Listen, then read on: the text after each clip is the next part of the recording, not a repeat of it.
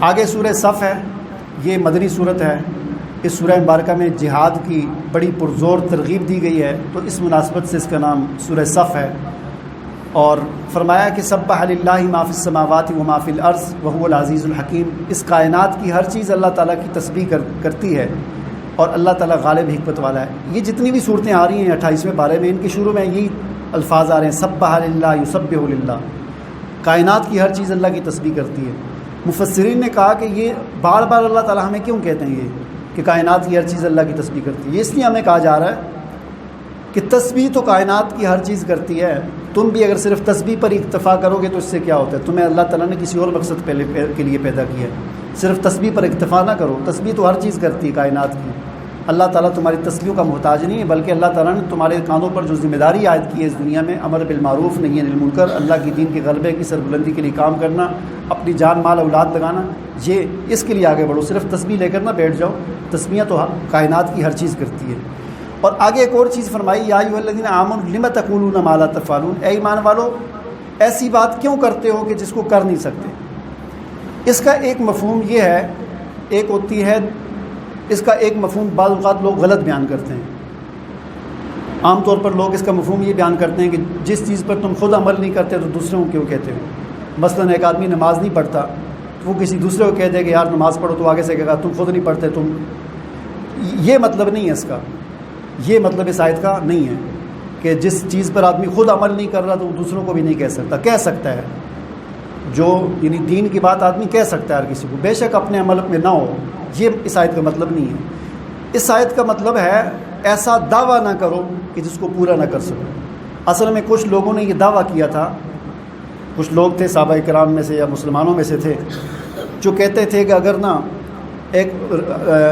ہمیں یہ پتہ چل جائے نا کہ اللہ تعالیٰ کو سب سے زیادہ پسند کون سا عمل ہے تو ہم جو ہے نا وہ کام کر کے دکھائیں گے۔ تو اللہ تعالیٰ نے فرمایا کہ مجھے سب سے زیادہ یہ پسند ہے کہ تم حضور نبی کریم صلی اللہ علیہ وسلم کے ساتھ مل کر جو ہے نا یہ جو جنگ کے اندر اپنی جان کی بازی لگا دو، تو یہ مجھے سب سے زیادہ محبوب ہے۔ تو اب بہت سارے لوگ پیچھے ہٹ گئے، تو اللہ تعالیٰ نے فرمایا کہ ایسا دعویٰ کرو ہی نہ کہ جس کو پورا نہ کر سکو۔ پہلے تو بڑے دعوے کر رہے تھے کہ ہم یہ کریں گے وہ کریں گے، اب ہم نے کہا ہے تو اب نکلو، اب میرے پیغمبر کے ساتھ نکلو میدان میں اور اپنی جان کی بازی لگاؤ۔ فرمایا کبر مقتا عند اللہ ان تقولوا ما لا تفعلون، یہ بہت بڑی بات ہے کہ تم وہ کہو کہ جو جس کو تم کرو نا۔ ان اللہ یحب الذین یقاتلون فی سبیلہ صفا کانہم بنیان مرصوص، اللہ تعالیٰ ان لوگوں کو پسند کرتا ہے، محبت کرتا ہے ان سے جو اس کے راستے میں صف بنا کر قتال کرتے ہیں، گویا کہ وہ سیسا پلائی ہوئی دیوار ہیں۔ آگے اللہ تعالیٰ نے بنی اسرائیل کا، حضرت موسیٰ علیہ السلام اور حضرت عیسیٰ علیہ السلام کا ذکر کیا ہے، اور پھر حضور نبی کریم صلی اللہ علیہ وسلم کا مقصد بعثت بیان کیا ہے کہ حضور هو الذی ارسل رسولہ بالہدی ودین الحق لیظہرہ، کہ ہم نے اپنے پیغمبر کو دین حق دے کر اور کتاب دے کر اس لیے بھیجا تاکہ وہ اس دین کو باقی دینوں پر غالب کر دے۔ اور پھر فرمایا کہ اے ایمان والو کیا تمہیں میں ایک ایسی تجارت نہ بتاؤں کہ جو تجارت تمہیں عذاب علیم سے نجات عطا کرے؟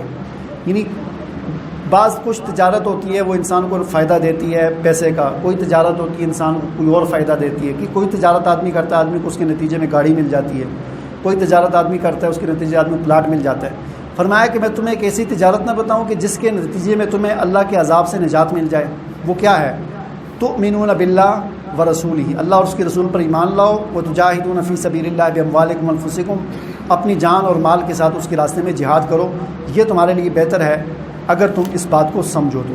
اس کے بدلے میں اللہ تعالیٰ تمہارے گناہوں کو بھی بخش دے گا، تمہیں جنت میں داخل کرے گا جس کے دامن میں نہریں بہتی ہیں، اور بڑے اچھے اچھے مکانات تمہیں عطا کرے گا۔ ذالک الفوز العظیم، یہ کامیابی ہے بڑی۔